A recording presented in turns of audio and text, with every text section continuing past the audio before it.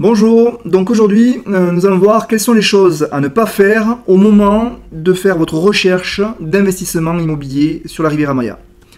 Avant de répondre à cette question, je me représente rapidement. Donc, je suis Daniel Aguado, je suis français, expatrié donc, depuis maintenant quasiment 7 ans sur la Riviera Maya. Auparavant, j'étais conseiller en gestion de patrimoine donc, pendant plus de 20 ans au travers d'organismes financiers tels que des banques ou des assurances. Puis en 2007, j'ai créé mon propre cabinet de gestion de patrimoine où je conseillais donc, les personnes à faire de l'investissement immobilier, de l'investissement immobilier défiscalisant, de l'investissement financier au travers d'assurance vie ou de l'investissement en bourse, la gestion de portefeuille, des encours de portefeuille importants, et tout ce qui était conseil juridique pour organiser sa retraite ou anticiper sa succession ou savoir comment structurer au mieux ses investissements immobiliers. Voilà, donc c'était mon job avant de prendre la décision avec mon épouse de nous expatrier. Nous sommes venus ici parce qu'en 2002, j'ai connu la Riviera Maya et je suis tombé rapidement amoureux. C'est difficile, avec le cadre magnifique que nous avons ici, de ne pas être amoureux. Et nous avons décidé, malgré plusieurs voyages dans le monde, de choisir Playa del Carmen comme notre nouvelle ville pour vivre. Et nous sommes expatriés et nous avons donc investi pour commencer dans de l'immobilier sur Playa Carmen et de là j'ai passé la licence pour être agent immobilier certifié avec une carte enregistrée auprès du gouvernement qui me permet de vous apporter des conseils et je suis moi-même investisseur avec mon épouse sur Playa Carmen et maintenant Tulum, ce qui va vous permettre de vous appuyer sur notre expertise, notre connaissance du marché et vous aider à faire de l'investissement le plus intelligent possible, le plus rentable possible. Voilà, donc revenons au sujet de cette vidéo. Quelles sont les choses à ne pas faire au moment d'une recherche d'un bien immobilier pour faire son investissement sur la Riviera Maya. 1. De tomber dans les mains d'un commercial, d'un constructeur ou de personnes non impartiales. Attention à ces personnes qui n'analysent pas le marché, qui n'ont rien d'autre à proposer que la gamme de produits que le constructeur a à offrir, ou de conseillers qui ne font pas d'études de marché, qui ne sont pas investisseurs eux-mêmes, et qui cherchent à vous vendre absolument un produit sans réellement vous éduquer sur pourquoi telle zone, telle typologie, où acheter vraiment, le taux d'occupation, la société de gestion, toutes ces informations-là derrière sont très très importantes. Il n'y a pas que le produit en lui-même, il y a beaucoup de paramètres qui rentrent en considération, et donc là, nous en tant qu'investisseurs, nous nous posons ces questions, nous cherchons à rentabiliser, à sécuriser au mieux notre investissement, et nous cherchons à reproduire ceci avec tous les investisseurs qui nous contactent. Donc ça, c'était le premier point. Le deuxième point, c'est de vouloir acheter selon vos goûts. Voilà, on le rencontre à chaque fois avec les investisseurs quand on présente plusieurs programmes, plusieurs investissements.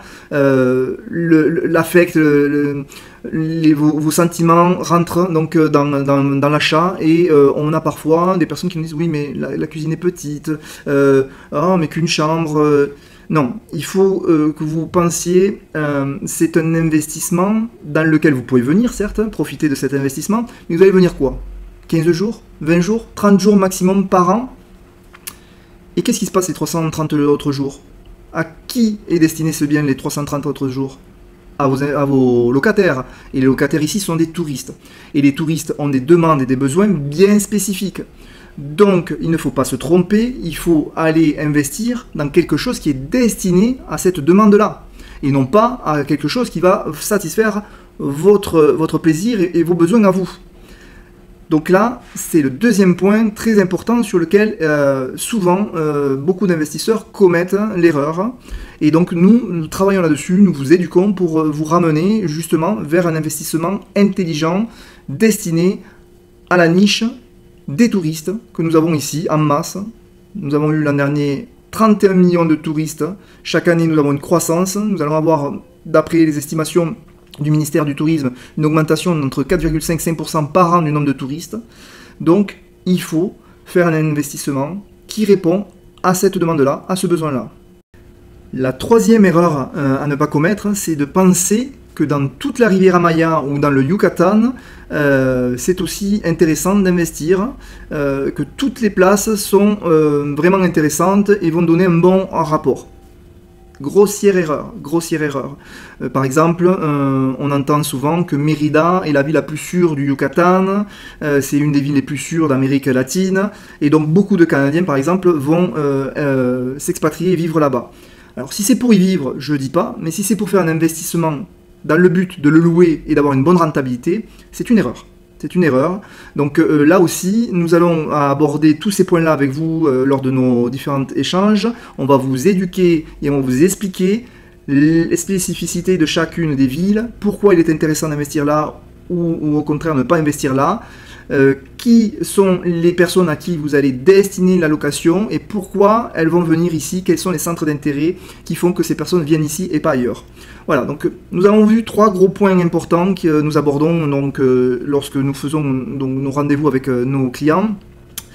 Et donc je vous invite à nous contacter si vous voulez en savoir plus et si vous souhaitez faire un investissement rentable, nous allons vous accompagner dans toutes ces démarches-là de recherche, de création donc, de société si vous avez besoin de créer de société ou pas, d'accompagnement chez le notaire, de traduction, d'accompagnement dans la gestion derrière avec des sociétés spécialisées et si vous avez besoin de meubler, parce qu'il peut arriver que certains biens nécessitent d'être meublés, nous vous aidons, nous mettons en relation avec des magasins de décoration, d'ameublement. Si vous venez sur place, on vous accompagne. C'est un accompagnement à 360 degrés qu'on vous offre. Donc n'hésitez pas à nous contacter. Je vous demande s'il vous plaît de vous enregistrer si vous voulez avoir de nouvelles vidéos que je poste régulièrement, ça vous permettra de les recevoir automatiquement et de partager s'il vous plaît cette vidéo, ça peut intéresser votre entourage, vos amis, votre famille et je vous dis à très bientôt pour une prochaine vidéo.